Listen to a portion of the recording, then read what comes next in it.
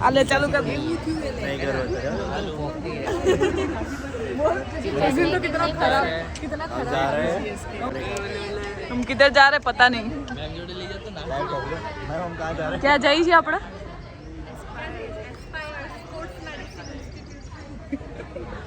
क्या जाइए बस में कौन है बोल बोल चलो इसके किसी ने बहुत गंदी तरीके से अरे हमारे रिजवान चाचा अरे कैसा है तू रिजवान चाचा अरे अब आइए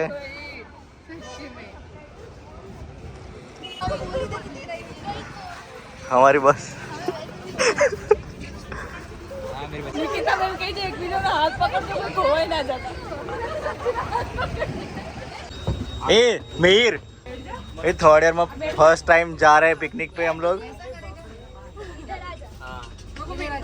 ये लोग वो नहीं गई फ्रूट तुझे अरे अरे तू एक्टिवा लेके आने वाली थी ना नहीं कैंसिल कर दी फिर वही ना मीर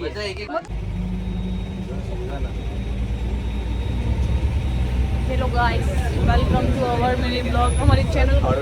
हमारी चैनल का नाम क्या है? वो तो दिखेगा अपने चैनल डॉक्टर दिखेगा तो डॉक्टर ब्लॉग हाँ डॉक्टर ब्लॉग एक्सप्लोर हाँ लेवल 2 पहुंच गए हम लोग। अल्फीना सो गई थी बस में। अभी उठी हूँ मैं। तुम क्या करते हो पढ़ने के अलावा सोते हो बस। युवराज गाना सुन लिया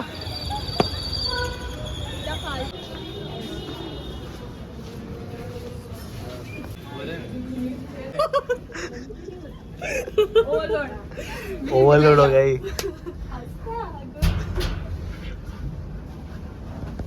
बोलना चाहती है ये देखना उधर और बटन ना दबा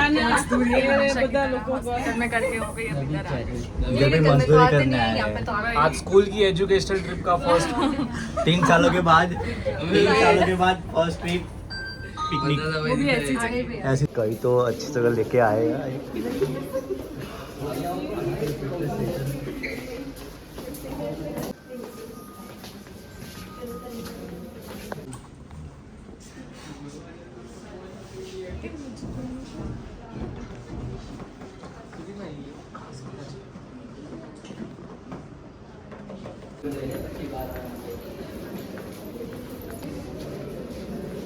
will stay with you so worry So this is a physio room. અહીંયા જો તમને બધા ઇન્સ્ટ્રુમેન્ટ્સ અહીંયા પડ્યા છે પ્લિંથ બી ત્યાં છે બધું ત્યાં તમને સમજાવશે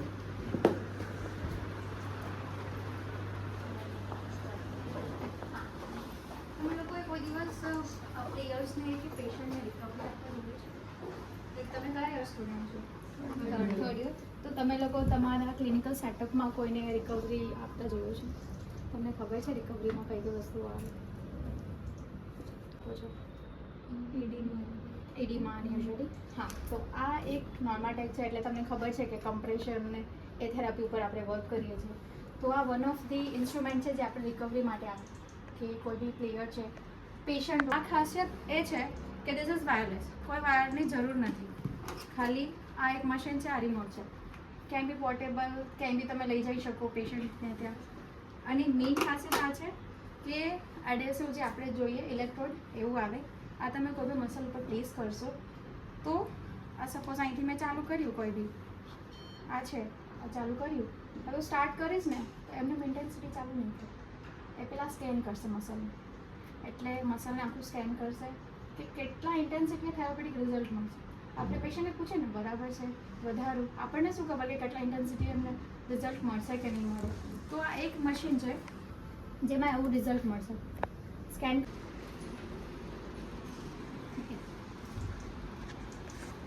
એટલા પતલા છે કે આખા ઇલેક્ટ્રોડ હાથમાં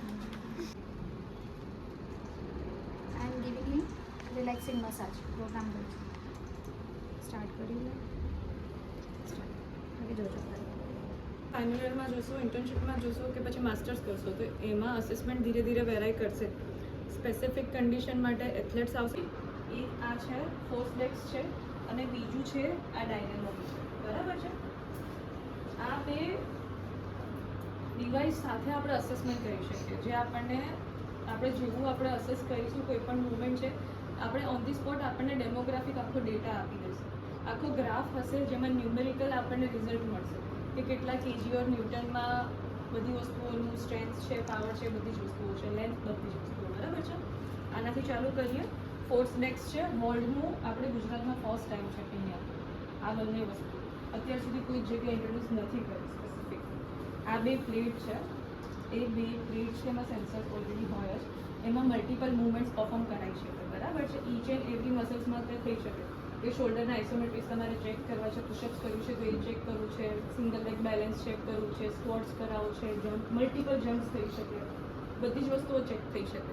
જો આમાં આ બેઝિક છે, ખાલી સ્ક્વોટ કરવાનું કીધું છે, હી ઇઝ ડુઈંગ ઇટ, બરાબર છે.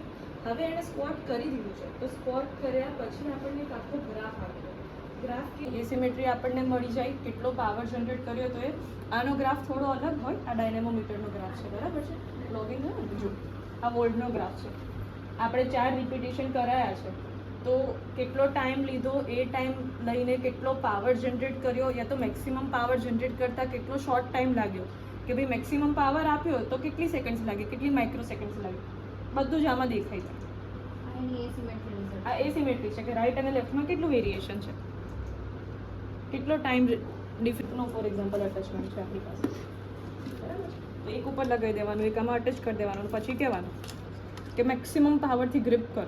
મેક્સિમમ પાવરથી ગ્રીપ કરશે, રાઈટ અને લેફ્ટમાં 3 રિપીટેશન્સ લેવાના, તો ખબર પડશે. ડોમિનન્સી રાઈટ છે, પણ ઘણીવાર એવું હોય કે રાઈટ સાઈડ ડોમિનન્ટ છે છતાં પણ લેફ્ટનો પાવર વધારે છે. તો જ્યારે ગ્રીપવાળી કોઈ વસ્તુ હોય, કોઈ એથ્લેટ છે કે જે ગ્રીપમાં એનું કામ છે, ટેનિસ છે તો જે રેકેટ કેટલા પહેલાંથી પકડે છે, કે બીજું કોઈ એવી રીતે જુડો છે ફોર એક્ઝામ્પલ, તો આપણે જોવું પડે કે એમાં ગ્રીપ સ્ટ્રેન્થ કેટલી છે. ફૂટબોલર છે તો લોઅર બોડીની સ્ટ્રેન્થ કેટલી છે, રાઈટ લેફ્ટમાં કેટલી સ્ટ્રેન્થનું ડેફિશિયન્ટ છે, બધી વસ્તુઓ ડિફરન્ટ પર્પઝથી યુઝ કરવાનું બધાનું છે, બરાબર છે.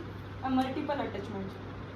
જ્યારે ટેન્શનથી ચેક કરવું હોય તમારે, ટેન્શન એટલે કે આપણે બાઇસેપ્સ કરાવવું છે તો બેન્ડ લગાવીને કરાવડાવીએ મૂવમેન્ટ, આપણે નીચે કેબલ લગાવી દેવાનું, પછી ફોર્સફુલી મૂવમેન્ટ કરાવવાનું, તો ટેન્શન ક્રિએટ થશે પેલી રોપમાં, તો આપણને અગર હું સ્પોર્ટ્સ એક્ટિવિટી કરું છું, હવે મારું ACL ટેર થયું અને હું ACL પર સર્જરી જાઉં તો 1 મંથ પછી રેન્જ ઓફ મોશન આવી જશે, પણ વોટ મેઇન અફેક્ટ ઇઝ કે એ patient back to the sports activity થયું કે નહીં, એની માટે મેઇન ગોલ એ હશે. એટલે એ જે મેઇન કામ છે એના માટે આપણે હજી જે SAG છે સ્પોર્ટ્સ ઓથોરિટી ઓફ ગુજરાત, એમાં અંજલિ કરીને પ્લેયર છે, એણે સરને ગિફ્ટ કરેલી છે. આ બધા એથ્લીટ છે, મેઇનલી આપણે અહીંયા એથ્લીટ જ આવતા હોય છે વધારે, ની ઇન્જરી અને શોલ્ડર ઇન્જરીવાળા કેસ. અંદર જઈને તમે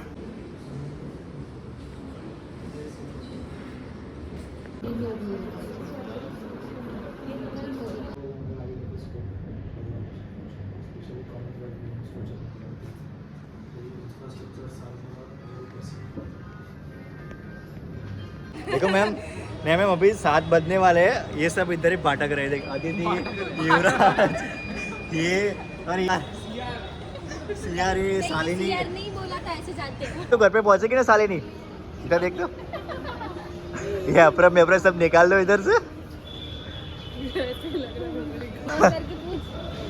फोन करके पूछ कि कहाँ गई. रजिस्टर लेके आना साइन कराने के लिए. मेट्रो का टाइम. अटेंडेंस, मेट्रो की अटेंडेंस करवानी है भाई. मैं जिम्मेदारी है तेरी भी अब बत्ती जली इसके लिए. क्रेडिट मेरे हाथ में है. 7 बज रहे, अभी तक कोई घर पे नहीं पहुंचा है. मैकडी में खा के आए सब लोग. ये